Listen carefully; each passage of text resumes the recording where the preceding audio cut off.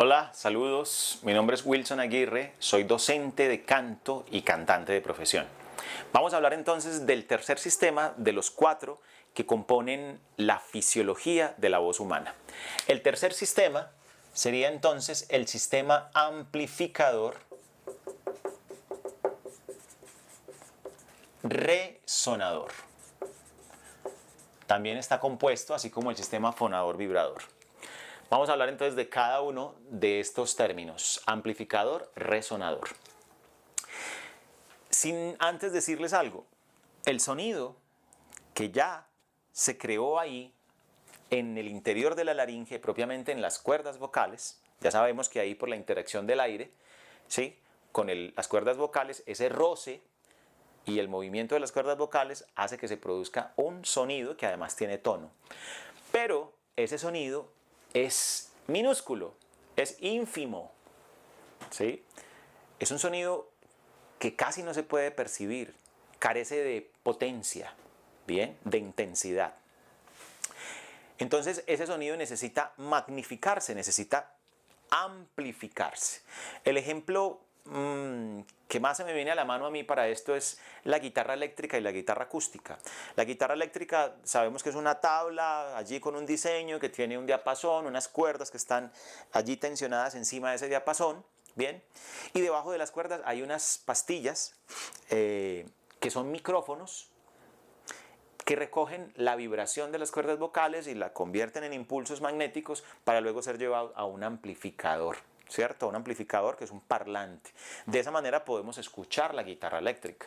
Pero si esa guitarra no está conectada por medio de un cable de línea, un amplificador con energía eléctrica y tal, pues si tocamos las cuerdas, simplemente nosotros que estamos allí podríamos escucharla.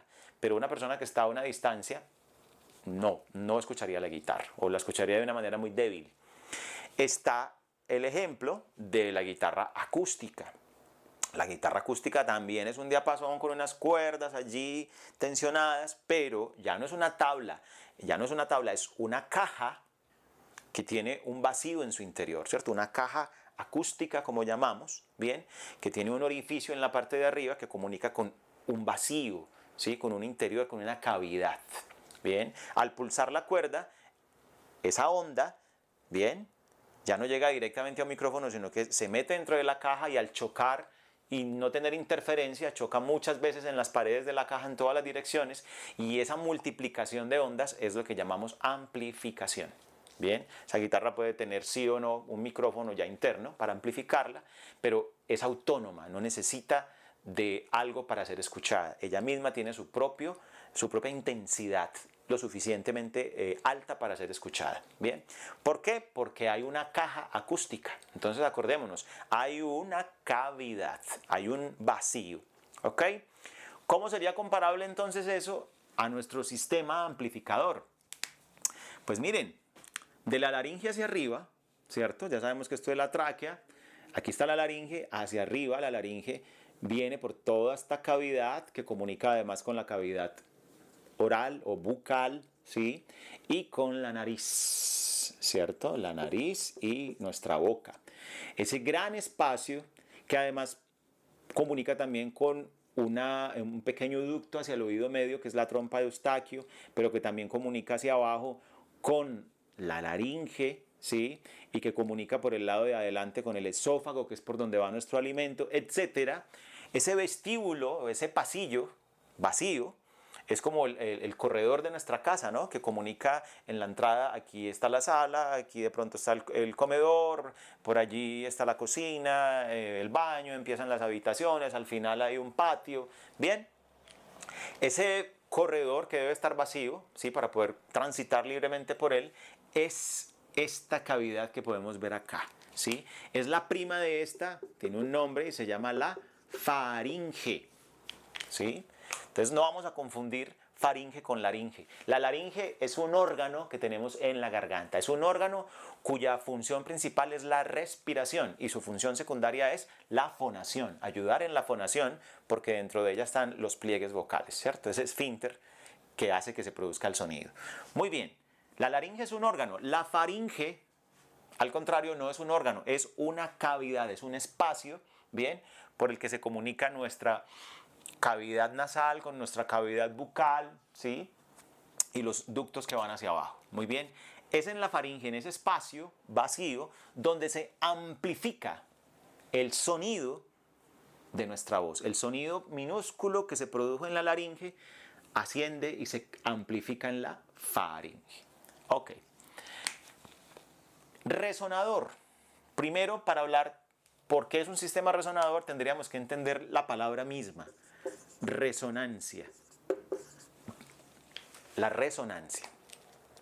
La resonancia, así como la voz, es también un fenómeno acústico que se crea o se da cuando dos frecuencias iguales se encuentran. Frecuencia. Acordémonos de la vibración de las cuerdas vocales, a eso le da una cualidad a la voz que se llama tono, y ese tono nosotros ya lo medimos físicamente o lo entendemos como frecuencia, ¿bien? Y son vibraciones por segundo, y además tiene una unidad de medida que son los hercios o los hertz, ¿bien? Entonces la frecuencia son vibraciones por segundo que se miden hertz o hercios. Muy bien. Entonces, cuando dos frecuencias iguales se encuentran, se produce el fenómeno de la resonancia. ¿Cómo aplica esto? Todo lo que tenemos alrededor, todo el material de lo que está hecho, todo lo que podemos tocar, lo que podemos ver, el hormigón de la pared, la madera de nuestro cielo raso en el techo, la cerámica, el vidrio de las ventanas, nuestra piel, ¿sí? El acrílico, la tela, etcétera, todo tiene una capacidad de frecuencia. Cualquier material tiene una capacidad de frecuencia. El agua, ¿bien? Si por coincidencia yo emito un sonido con mi voz, o un sonido es emitido por cualquier fuente, por el pito, por la bocina de un carro, o viene de un parlante, etcétera, y tiene la misma frecuencia que cualquier material, ese material va a empezar a vibrar, va a empezar a resonar.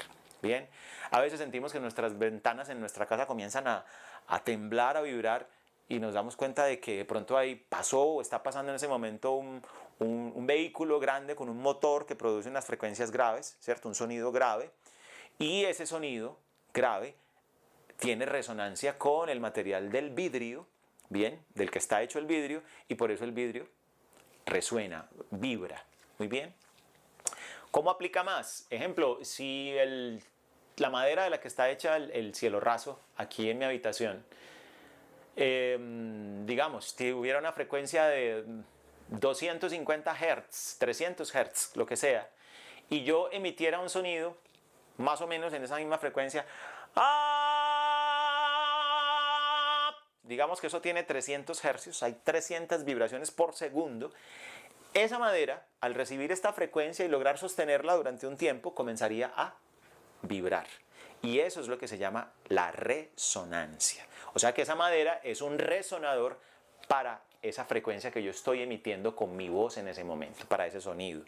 De ahí que algunas salas, auditorios, escenarios sean construidos con ciertos materiales, en cierta disposición. Eso ya es un conocimiento de la ingeniería acústica, la ingeniería de sonido y de la arquitectura, para que todo lo que se va a hacer allí suene mucho mejor, sin necesidad de mucha amplificación, sin necesidad de mucha ayuda.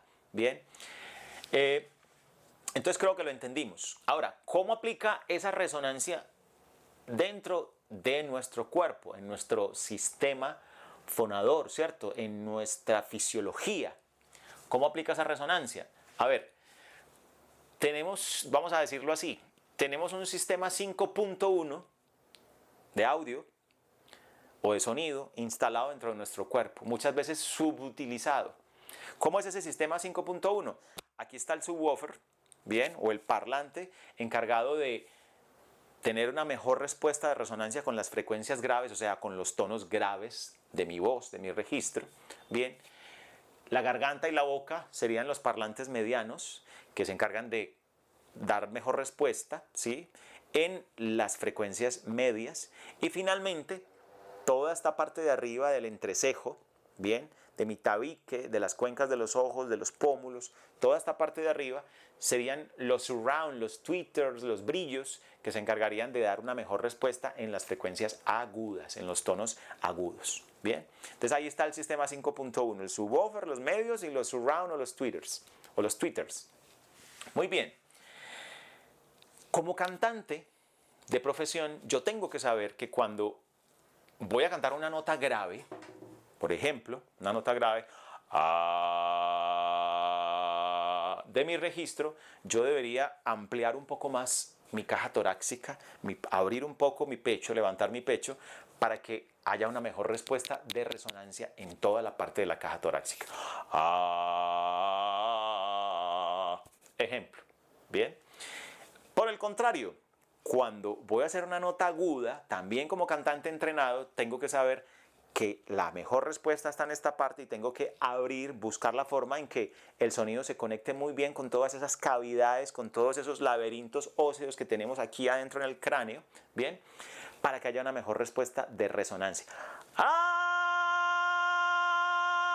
Lo que sea que vaya a ser, ¿bien? En una nota aguda. Permitirle a mi sonido que se conecte mejor con toda esta parte porque la resonancia va a ser mucho mejor. ¿Por qué es importante la resonancia? Porque de esa manera obtenemos eso que tanto anhelamos todos los que trabajamos con la voz, es la proyección del sonido.